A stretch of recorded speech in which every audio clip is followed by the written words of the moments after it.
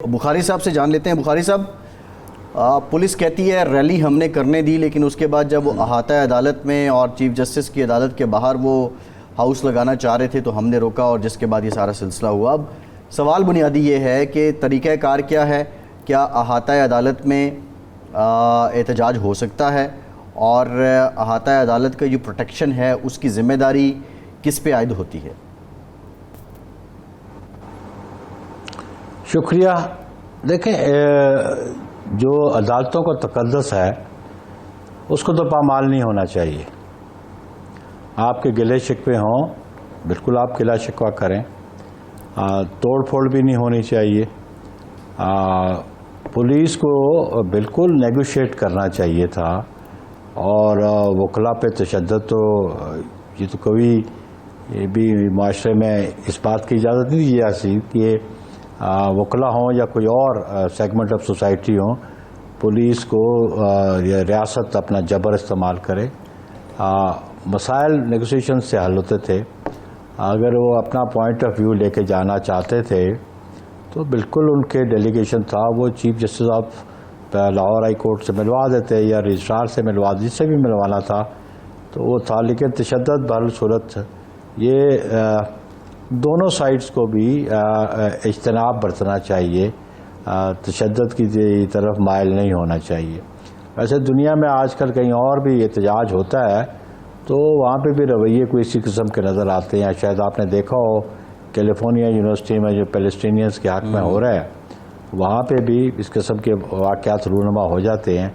बहरहाल वकला हमारी एक इंटेलिजेंसिया हमारे मुल्क की, और वो कानून को भी समझते हैं, और इश्यूज़ को वो उनकी प्रोजेक्शन भी चाहिए, उनको हाईलाइट भी करना चाहते हैं। और मकसद उनका ये होता है कि अदारे या किसी इदारे का सरबराह वो नोटिस ले उस बात का, कॉग्निजेंस ले उस बात का, और उसको हल करने की कोशिश करे। एहतजाज का मकसद तो यही होता है कि आप अपना रिकॉर्ड करवाते हैं पॉइंट ऑफ व्यू, और आपका जो पॉइंट ऑफ व्यू रिकॉर्ड हो तो उसका कोई जवाब आना चाहिए, उसका हल निकलना चाहिए। एहतजाज तो इसीलिए होते हैं ना जी। एहतजाज का ये मकसद ही नहीं हो कि मुखालिफ फरीक को मार दो जाल से या तोड़ फोड़ कर दो। मकसद एहतजाज का ये होता है कि आप अपना पॉइंट ऑफ व्यू जो है उसको रिकॉर्ड करवाना चाहते हैं बज़रिए एहतजाज, और तवज्जो चाहते हैं उन कंसर्न लोगों की जिन्होंने उस मसले का हल निकालना है। तो ये दोनों साइड से रेस्ट्रेंट जो है ये बहुत ज़रूरी है। अच्छा, एक और इशू है। आज chief justice Lahore high court ने रिमार्क्स दिए कि हुकूमत खुसूसी अदालतें बनाना नहीं चाहती। दिसंबर से एक खुसूसी दहशतगर्दी की अदालत के जज का नाम दिया हुआ है, वो उसको कबूल नहीं किया जा रहा। मर्ज़ी के जज चाहते हैं। एक और ख़बर आ रही है कि जो ट्रिब्यूनल हैं, इलेक्शन ट्रिब्यूनल्स, 7 नाम दिए गए, सिर्फ 2, पंजाब सबसे बड़ा सूबा है, वहाँ सिर्फ 2 ट्रिब्यूनल बने हैं। 7 नाम दिए गए या 9 नाम दिए गए, और वो इलेक्शन कमीशन ने कहा कि नहीं जी हमें 20 की लिस्ट दें, हम खुद सेलेक्ट करेंगे कि जी किस जज को ट्रिब्यूनल का सरबराह होना चाहिए। तो ये जो एक लग रहा है अदालतों के साथ, वकला के साथ, कानून दान कम्यूनिटी के साथ, हुकूमत हूँ या हुकूमत के इदारे हों, ये अजीब सी एक बदमज़गी समझ लीजिए या सरदमहरी है या दूरी है, इसका आप क्या सबब समझते हैं? बिल्कुल, जो लाहौर हाई कोर्ट की चीफ जस्टिस ने कहा, ऑब्वियसली अब ये 12.5 करोड़ का सूबा है आवाम का, और लिटिगेशन का बैकलॉग बहुत ज़्यादा है। जजेस अपॉइंट होंगे, अदालतें काम होंगी, करेंगी, फंक्शन होंगी, तो फिर इंसाफ के तकाज़े पूरे किए जा सकेंगे। और बिलाशुबा जो इलेक्शन ट्रिब्यूनल के हवाले से भी है, बिल्कुल वो कानून के मुताबिक जो है जिस अदारे का इख्तियार है वही अपॉइंट करेगा। बिल्कुल ये नाम तो इलेक्शन कमीशन मांगता है और प्रपोज चीफ जस्टिस ज़रूर करते हैं, लेकिन इसीलिए अगर वो इतनी ज़्यादा इलेक्शन पटिशन्स होंगी तो एक ट्रिब्यूनल कैसे उनको डिसाइड करेगा? पाकिस्तान में तो रवायत ही नहीं है कि इलेक्शन पटिशन्स उस टाइम फ्रेम में उनका फ़ैसला आ जाए। पटिशन होती है, असेंबली की मदद पूरी हो जाती है तो फैसले उसके बाद आते हैं। तो कानून की मंशा तो कभी भी ये नहीं रही कि इतनी डिलेड जस्टिस लोगों को मिले। तो मैं समझता हूँ कि बिल्कुल जजेस की अपॉइंटमेंट गवर्नमेंट को बिल्कुल कोताही नहीं बरतनी चाहिए।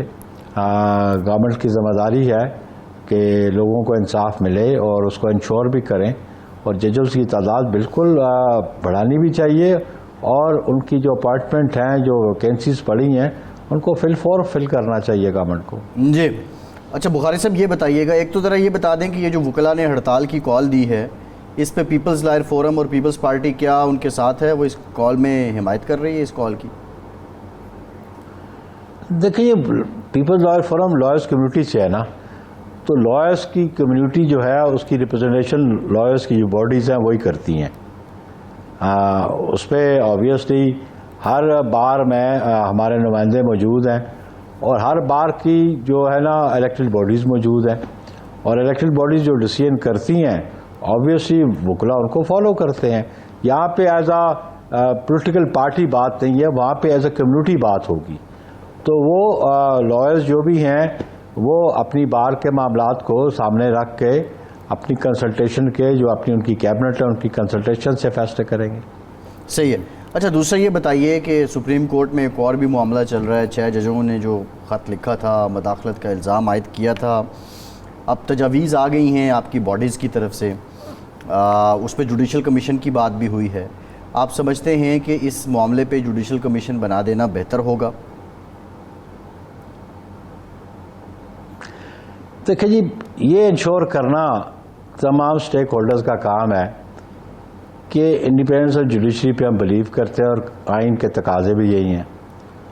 और इंडिपेंडेंस ऑफ जुडिशरी पे हम समझते हैं कि मुल्क के जो कॉमन सिटीजन से लेके पॉलिटिकल पार्टीज और अपार्ट फ्रॉम दैट इंस्टीट्यूशंस, उन सब का दारोमदार है। जहाँ भी कोई अग्रीव फील करता है किसी के इक़दामात से, तो वो अदालतों से रिजू करता है और अदालतों से ही रिलीफ मांगता है। तो आज़ाद अदलिया बहुत ज़रूरी है, जो आज़ादाना तौर पे जो एग्रीव्ड है उनको रिलीफ मिल सके। अभी क्योंकि मामला ये जजेस का है, ये एक बड़ा कंसर्न है, और उनका गिला शिकवा भी एजेंसीज़ के ख़िलाफ़, और एजेंसीज़ जो हैं वो एग्जीक्यूटिव के नीचे आती हैं, तो एग्जीक्यूटिव को भी अपना किरदार अदा करना पड़ेगा, और वो अपना मौक़िफ़ वाज़ेह तौर पे सुप्रीम कोर्ट में लेके जाएं।